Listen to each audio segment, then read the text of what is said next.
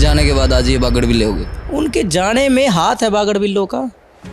देखिए, अगर चौधरी नफे सिंह राठी जी गैंगस्टर थे, अगर चौधरी नफे सिंह राठी जी बदमाश थे, अगर चौधरी नफे सिंह राठी जी इतने बड़े अपराधी थे, तो फिर 2005 से 2024 तक क्यों बहादुरगढ़ में किसी से फिरौती नहीं मांगी गई? क्यों मैं चंडीगढ़ पढ़ूँ, ऑस्ट्रेलिया रहूँ आराम से, बावड़ा हूँ मैं, उल्टा हूँ बहादुरगढ़? क्यों? आप देखो ना, मंडी में आए दिन किसी से फिरौती। अभी कल परसों भी हमारे एक मंडी में व्यापारी से 5 करोड़ की रंगदारी मांगी है। कहाँ थे ये बदमाश? 20 साल से हिम्मत थी नहीं। ये जितने भी बागड़ बिल्ले आंडे हैं, ये कूड़ में मुंह देकर रोया करते।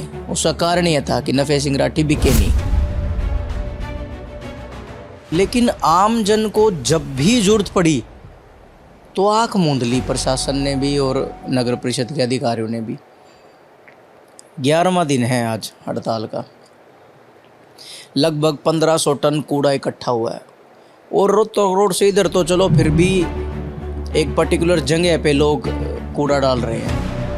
आप लाइन पार क्षेत्र में जाओ, नरक का जीवन जी रहे हैं लोग। वहाँ घरों के बाहर 2-2, 3-3, 2.5 फुट के कूड़े का अंबार लग गया। नारियल फोड़ कर श्रेय लेने का मतलब ये सिलसिला बहादुरगढ़ में कब खत्म होने वाला है?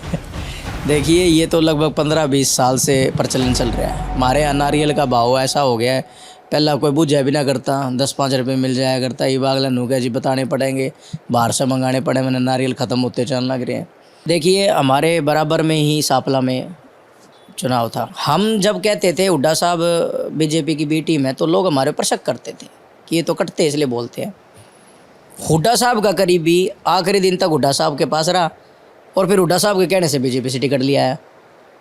हुड्डा साहब ने तो कैंडिडेट तारा ही नहीं। क्यों नहीं तारा? ताकि बीजेपी को फ़ायदा हो। सोनीपत में जो हुड्डा साहब ने कैंडिडेट तारा, उसने क्या कहा कि मेरे को कांग्रेस वाले हरवाने के लिए लगातार प्रयास कर रहे हैं, मैं टिकट ही छोड़ कर चला जाऊँगा, फ़ोन बंद कर लिया। क्यों नहीं हुड्डा साहब ने जाकर मामला संभाला? अम्बाड़ा में हुड्डा साहब ने जिन्होंने कैंडिडेट बनाया, उसके लिए लोकल जितने भी लीडर्स थे वो सब विरोध में ये कह रहे कि गलत बना दिया, पैसे लेके ले रखा कैंडिडेट। और वो तो यात्रा में भी जाना नाटा थे, ब्रजेंद्र सिंह वाली गए ना। तो इनका काम है लोगों को झूठ बोलना। लोगों के सामने राज्यसभा के चुनाव में क्लियर आ गया था कि 37 वालों के 28 रह गए। वो कैसे रह गए, वो किस रपिए से रह गए, वो सब जनता के सामने है।